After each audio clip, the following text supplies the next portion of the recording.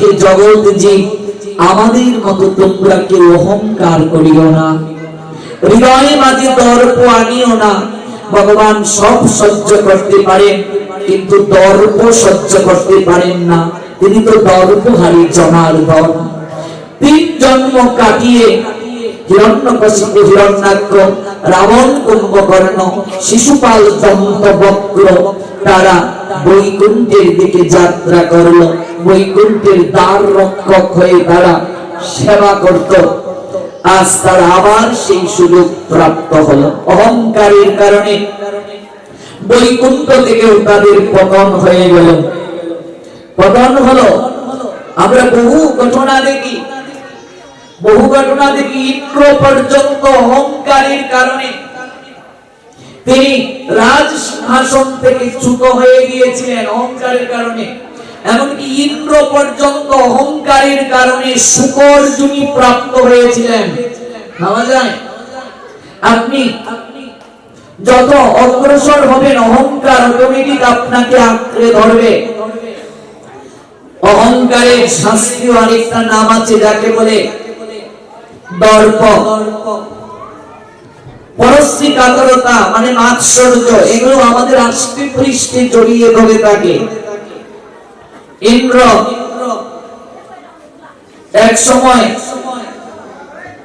অপ্সরাদেরকে নিয়ে নৃত্য করছেন। ঠিক সেই সময় তার গুরুদেব বৃহস্পতি সেই জায়গায় পদার্পণ করলেন। গুরুদেব যদি গৃহে আসে, শিষ্যের দায়িত্ব কি? যদি আপনি ভগবানের সেবাতেও থাকেন, সঙ্গে সঙ্গে সেবাটা বন্ধ করে গুরুদেবকে স্বাগত জানাতে হবে, তাকে আসনে বসতে দিতে হবে, আরতি করতে হবে, তাকে সুস্বাগতম করতে হবে। রাজ সিংহাসনে বসে অপ্সরাদের নৃত্যে এতটা মোহিত ইন্দ্র, গুরুদেব এসে সবাই দাঁড়িয়ে আছেন, সে আসনটা থেকে উঠে দাঁড়ালো না, গুরুদেবকে সম্মান পর্যন্ত করলো না, গুরুদেবকে অপমান করলো, অশ্রদ্ধা করলো। আমি রাজা, এরকম একটা ভাব, অহংকার তার চিত্তে। গুরুদেব তখন বললেন, ওরে এই স্বর্গের রাজার পদ পেয়ে তোর মাঝে এত অহংকার হয়ে গেল, আজ গুরুকে পর্যন্ত অবজ্ঞা করছিস। তোকে যদি শাস্তি না দেয়া হয়, তাহলে জগতে অনেক শিষ্য গুরুকে সম্মান করবে না, শ্রদ্ধা করবে না। যা, এই অহংকার ভাব নিয়ে স্বর্গে থাকার তোর আর অধিকার রইল না, তুই শূকর যোনি প্রাপ্ত হ। কি হ?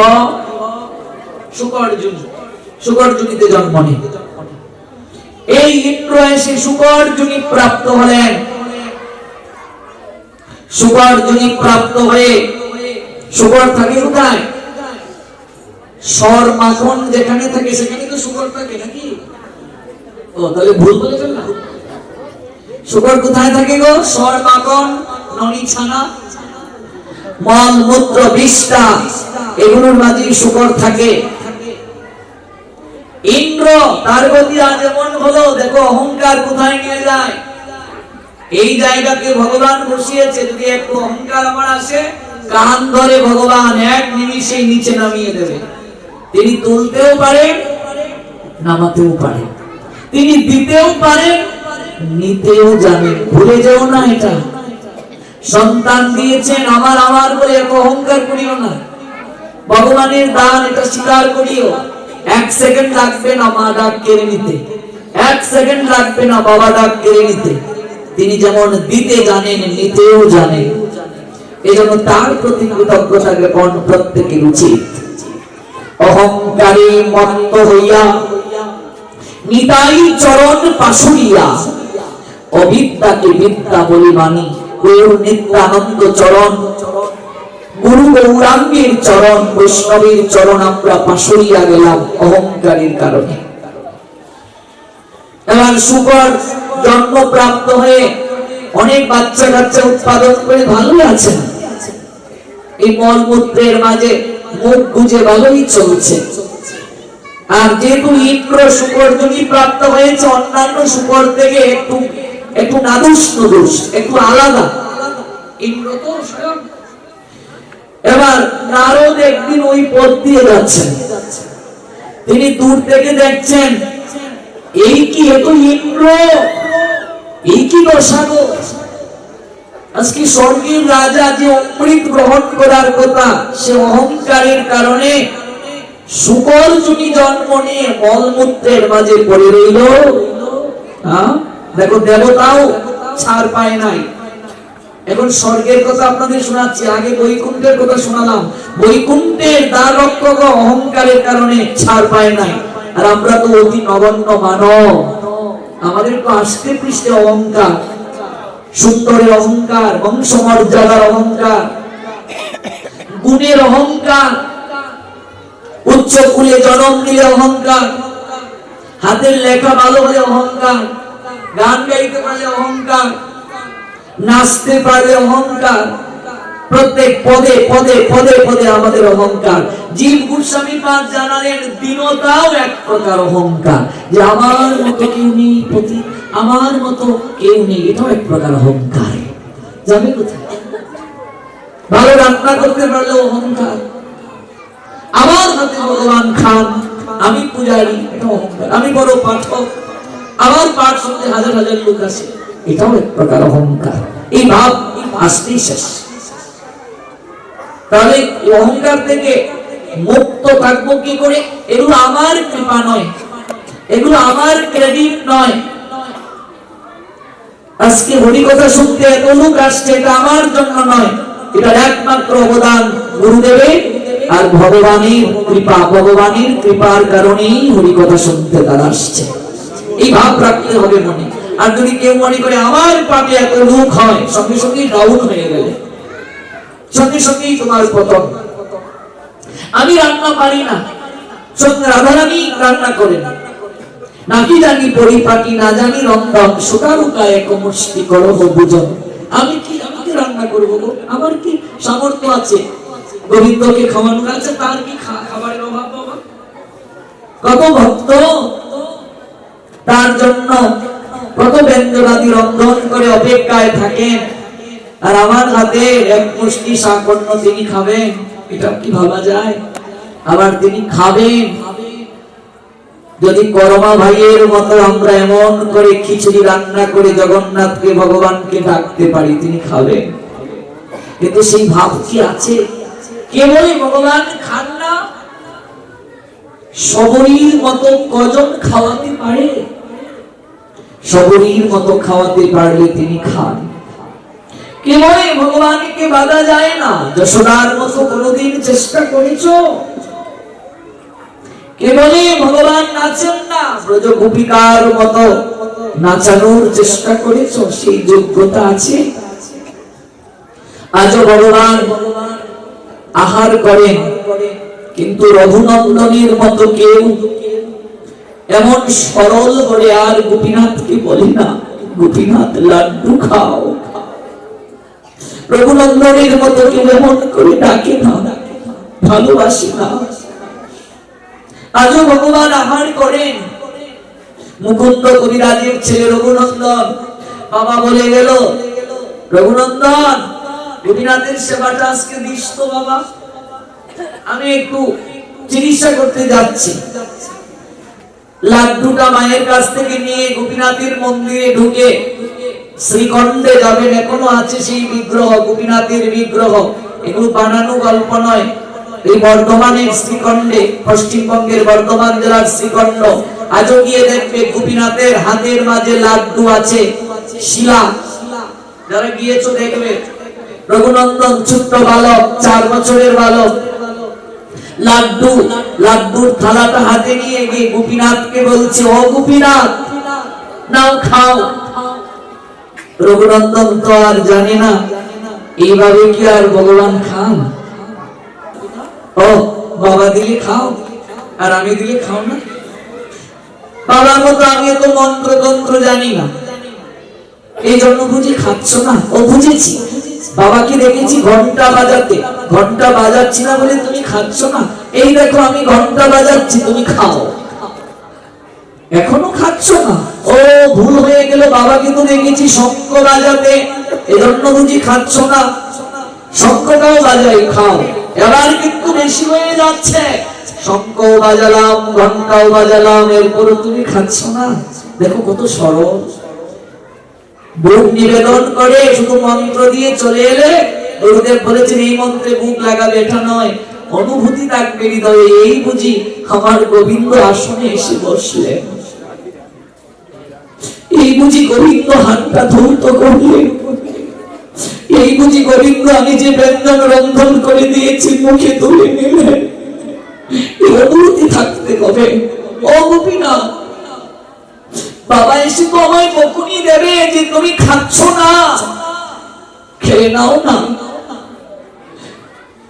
বালক রঘুনন্দন কত সরল, কি বলে ভগবান খান না।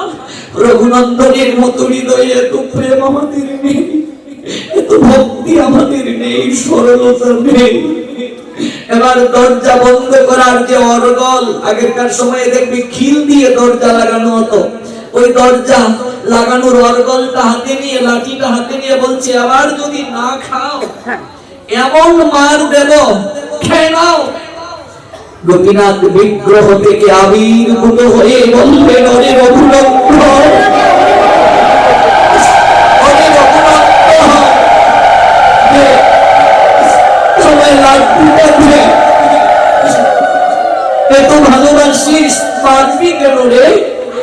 আমার বুঝি কষ্ট হবে না? যে আমার হাতে লাড্ডুটা দে, আমার লাড্ডুটা দিয়ে। রঘুনন্দন লাড্ডুটা হাতে তুলে গোপীনাথ গ্রহণ করতে শুরু করছে। কে বলে ভগবান আহার করেন না, রঘুনন্দনের মতো ভক্তি করে আমরা তাকে ডাকতে পারি না, সবরীর মতো অপেক্ষা করতে পারি না, যশোদার মতো এত প্রেমের দড়ি আমাদের কাছে নাই, রাধারানীর মতো এত প্রেম ভক্তি নাই আমাদের, যার কারণে মথুরার রাজ সিংহাসনে বসে দ্বারকার এত মহিষী সেবা করছে, গুণের গুণে নয়নের জল ছেড়ে গোবিন্দ বলছে হা রাধে, হা রাধে, হা রাধে। এত প্রেম আমাদের নেই বাবা, এই ভক্তি আমরা লাভ করতে পারিনি। সব লাড্ডু গোপীনাথকে খাইয়ে রঘুনন্দন থালাটা হাতে মায়ের কাছে এনে বলছে এই নাও মা। কি রে প্রসাদ কোথায়? তোমার গোপীনাথ সব খেয়ে নিয়েছে। বলছিস কি? প্রতিদিন প্রসাদ থাকে, নিজে খেয়ে গোপীনাথের নাম বলছিস, তোর বাবা এলে বলবো কি? ওরে অপচ্ছাড়া, গোপীনাথের লাড্ডু সব খেয়ে নিলি। ও মা, আমায় নিচে নিচে বকছো কেন? আমি কোথায় খেলাম? তোমার গোপীনাথ সব খেয়েছে।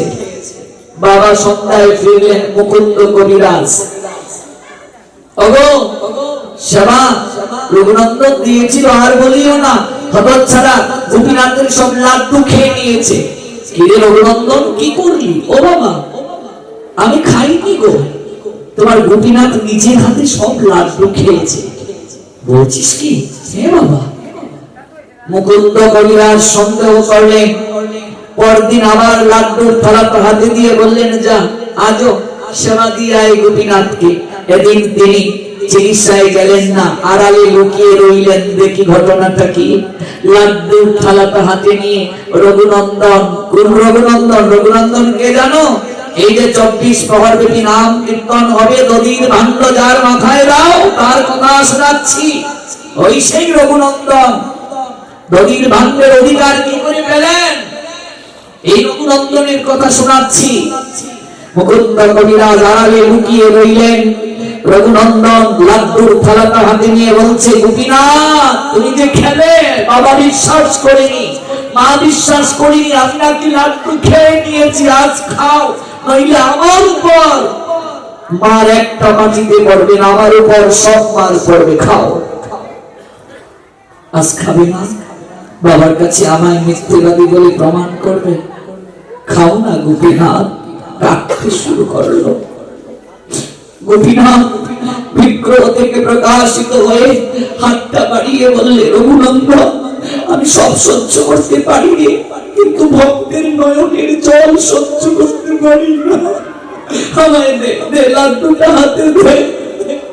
এমন ভক্তি করে সেবা দেবে মা, আলু ভর্তা দাও, ডাল দাও, শাক অন্য দাও, নয়নের জলে গোবিন্দকে ডাকবে আর সেবা দেবে। দেখবে দশরা নন্দন গোবিন্দ না এসে থাকতে পারবে না, সচিবালয় গৌরাঙ্গ তোমার সেবা গ্রহণ না করে থাকতে পারবেন না। ওরে আমায় লাড্ডুটা দে রে রঘুনন্দন। লাড্ডুটা হাতে নিয়ে অর্ধেক যখন গোপীনাথ গ্রহণ করলেন, ঠিক সেই সময় মুকুন্দ গিয়ে দরজার সামনে দাঁড়ালো। ওরে রঘুনন্দন, সঙ্গে সঙ্গে অর্ধেক লাড্ডু শিলা হয়ে গেল। আজও সেই বিগ্রহ আছে। যদি কোনোদিন আপনারা যান পশ্চিমবঙ্গের বর্ধমান জেলা শ্রীখণ্ড, সেই শ্রীখণ্ডে গিয়ে দেখবেন রঘুনন্দনের শ্রীপাদ আছে, এখনো সেই গোপীনাথের বিগ্রহ আছে। আর গোপীনাথের হাতের মাঝে দেখবে অর্ধেক লাড্ডু আছে, শিলা পাথর, পাথরের লাড্ডু। যে লাড্ডুটা হাতে তুলে নিয়েছিল আর মুকুন্দ আসার সঙ্গে সঙ্গে অর্ধেক লাড্ডু পাথরে পরিণত হয়ে গেল। জগৎ জীবকে অনন্তকাল দেখানোর জন্য দেখো, ভক্তি আর প্রেমে কেউ যদি আমার আদর করে খাওয়ায়, আমি না খেয়ে থাকতে পারি না। মুকুন্দ অবাক হয়ে পুত্রকে জড়িয়ে ধরে বললে, বাবা রঘুনন্দন, আমার জীবনে এতটা দিন আমি গোপীনাথের সেবা করলাম, আমার এই ভাগ্য হয় নাই রে, আমার এই ভাগ্য হয় নাই। তুই নিজের হাতে গোপীনাথকে লাড্ডু খাওয়ালে, তোরে তো প্রেম রে বাবা, তোরে তো ভক্তি। আয় বাবা, আয় রঘুনন্দন, আমার একটু মুখে আয়, আমার একটু আলিঙ্গন কর, তোর অঙ্গ স্পর্শে যেন আমার ভক্তি হয়, প্রেম লাভ হয়, আমি যেন হাত বিলাত বলে নয়ন জলে ভাসতে পারি। এই প্রেম যতদিন পর্যন্ত চিত্তে না আসবে, ততদিন পর্যন্ত আমার হাতে ভগবান সেবা গ্রহণ করবে না। আজ ভগবান গ্রহণ করেন। রঘুনন্দনের প্রীতি আর ভক্তিতে আপ্লুত হয়ে ভগবান এই লীলা করলেন। যদি কোনোদিন শ্রীখণ্ডে যান, দেখবেন এখনো একটা পুকুর আছে যার নাম মধু পুকুর। ওই মধু পুকুরের তীরে একটা কদম গাছ ছিল।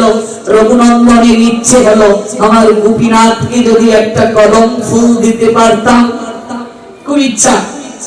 রঘুনন্দন রাতে চিন্তা করে ঘুমিয়েছে, সকালবেলা গিয়ে দেখে অসময়ে যখন কদম গাছে ফুল ফুটার সময় নয়, তখনও গিয়ে দেখছে দুটো কদম ফুল গাছটার মাঝে ফুটেছে। আনন্দে আত্মহারা রঘুনন্দন। রঘুনন্দনের হৃদয়ের ইচ্ছায় 12 মাস প্রত্যেক দিন দুটা করে কদম ফুল ওই গাছটায় ফুটতো। এই জায়গায় এখনো একটা কদম গাছ আছে, যদিও 500 বছরের আগের কদম গাছটা নাই, কিন্তু সেই জায়গায় আজও কদম গাছ আছে। আজও মধু পুকুর নামে পুকুর আছে, যে পুকুরের জল মধু হয়েছিল। এগুলো বানানো গল্প নয়, 500 বছর আগের লীলা। ধাম দর্শন করলে আজকের এই লীলার কথা মনে হবে। বর্তমানের শ্রীখণ্ডে যখন যাবে, নরহরি ঠাকুর, ওই নরহরি ঠাকুরের ইচ্ছাতে পুকুরে মধু, জলটা মধু হয়েছিল। নরহরি ঠাকুর যার শিষ্য লোচন দাস চৈতন্য মঙ্গল গ্রন্থ রচনা করলেন। এই নরহরি ঠাকুর আর মুকুন্দ কবিরাজ ওরা ভ্রাতা, রঘুনন্দন ভাইপো হয়। ওই রঘুনন্দন গৌরাঙ্গের কৃপা প্রাপ্ত হলেন। গৌরাঙ্গের কৃপায় রঘুনন্দনের জন্ম হলো। রঘুনন্দনকে নাম সংকীর্তন যজ্ঞের অধিকার দিলেন গৌরহরি।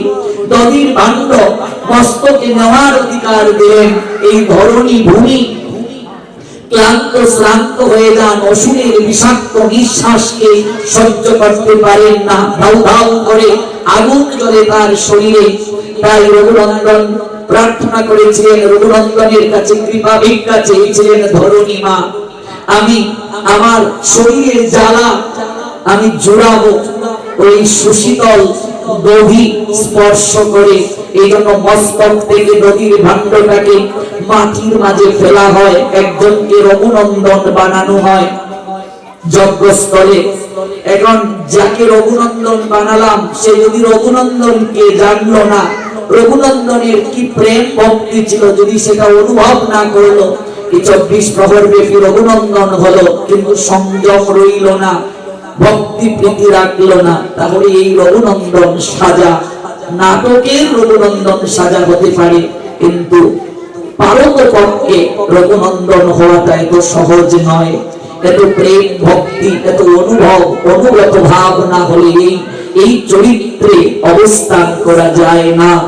যার হাতে ভগবান লাড্ডু গ্রহণ করলেন, যার হাতে ভগবান কৃপা প্রাপ্ত হলেন, জগৎকে দেখালেন, কাজেই অহংকার হৃদয় থেকে না গেলে ভগবত সেবা হয় না। অহংকারীর কারণে আজ শুকর জনিতে ইন্দ্র পতিত হলো, নারদ পাশ দিয়ে যাচ্ছেন আর বলছেন এত ইন্দ্র, এই কি গতি তার। নারদ তখন এক মুঠো ধুলো ছড়িয়ে দিল, ওই শুকর রূপী ইন্দ্র তার সঙ্গে যে আরো তার পরিবার জন ছিল এগুলোর উপরে মরে গেল। আর শুকরটা তখন দুঃখ প্রকাশ করছে, তখন ধুলা ছিটিয়ে দিলেন নারদ, ইন্দ্রত্ব প্রাপ্ত হলো। বলল ছি ছি ছি ছি ছি, তুমি দেবতার রাজা, আজকে শুকর জনিতে তুমি পড়ে রয়েছ, আমি তোমায় নিতে এসেছি, চলো স্বর্গে যাই। ইন্দ্র বলছেন স্বর্গে যে যাব, এই যে শুকরের তো বৈশিষ্ট্য ভাবটা রয়ে গেছে, সেখানে কি এরকম আহার আছে? স্বর্গে আহার, ওই স্বর্গে তো অমৃত খাও। বলছি না, অমৃত নয়, আমি যেখানে আছি এটাই ভালো। আমরাও সংসার বিষ্ঠা কূপে শুকরের মতো পড়ে রয়েছি। কোন সাধু বৈষ্ণব এসে যখন আমাদের বলেন এটা তোমাদের থাকার জায়গা না, তোমরা অমৃত লোকে চলো, তোমরা কৃষ্ণ প্রসাদ গ্রহণ করো, এগুলো খেও না, আমাদের তখন আর ভালো লাগে না, আমরা মানতে চাই না। মানে বিষয় বিষ্ঠা গ্রহণ করতে করতে মনে করি এটাই আমাদের ভালো লাগে, এটাই আমাদের থাকার জায়গা। ইন্দ্রকে কৃপা করলেন নারদ, সাধু কৃপায় ইন্দ্র আবার দেবলোকে স্বর্গলোকে তার আসন প্রাপ্ত হলো। কাজেই অহংকার দূরীভূত হয়ে নয়ন জলে যেন আমরা অন্তত জীবনের শেষ প্রান্তে হলো একবার হা গোবিন্দ প্রাণ গোবিন্দ বলে ভাসতে